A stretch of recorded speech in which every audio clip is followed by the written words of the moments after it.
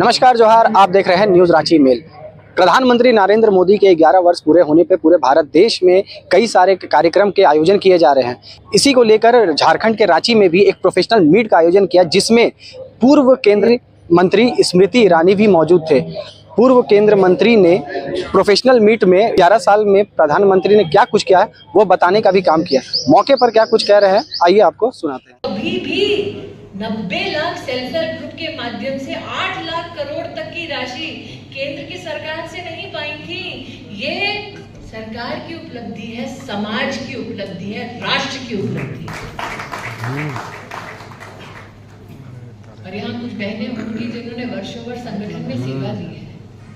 मुझे याद है जब सुषमा जी जीवित थी तब संघर्ष होता था कि 33% आरक्षण एक दिन हम दिलवाएंगे। और जब पार्लियामेंट की नई बिल्डिंग की व्यवस्था राष्ट्र को समर्पित हुई तो हम गौरवान्वित हुए कि जो पहली उसमें कार्रवाई की गई, जो पहला बिल पारित किया गया वो 33% आरक्षण का बिल महिलाओं के लिए पारित किया गया। लेकिन सिर्फ सत्ता में नहीं, सेवा में भी महिलाओं की भागीदारी बढ़ी। महिलाओं ने वर्षों वर्ष संघर्ष किया कि उन्हें permanent commission in Indian arm forces मिले, कि भाई तो सरहद पर तैनात होते हैं मातृभूमि की रक्षा के लिए, बहनों को इस सेवा से वंचित क्यों रखा जाए। और आज एलओसी पर पहली बार जब महिला स्टेशन हुई है तो वो भी मैं मोदी सरकार की उपलब्धि मानती हूँ कि सोच बदली। स्वतंत्र स्वभाव से आज महिला को ये मौका भी मिला कि वो बेटी सैनिक स्कूल भी जाएगी और सरहद पर तैनात होकर माँ भारती की रक्षा के लिए भी अपनी ओर से सेवा देगी। यह हम बहनों का सम्मान है। और बहनों की सिंदूर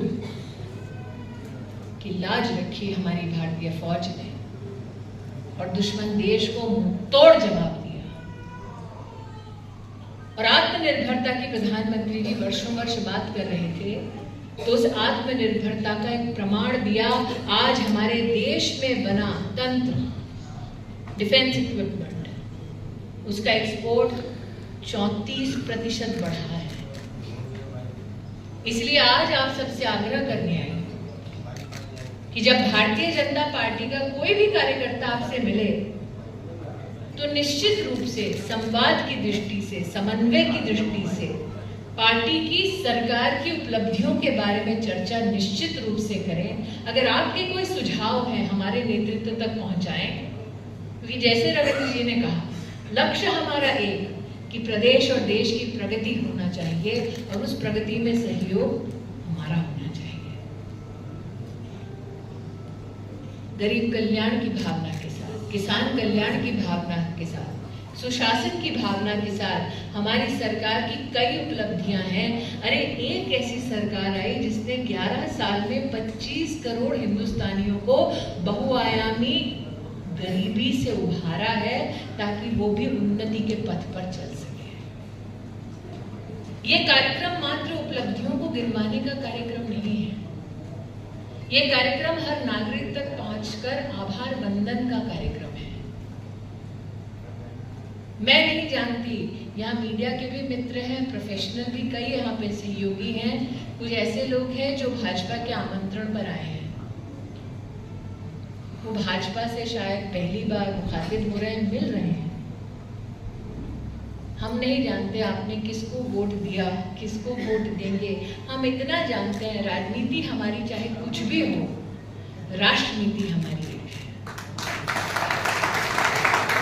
तो क्योंकि अटल जी ने कहा था ये वंदन की भूमि है, अभिनंदन की भूमि है।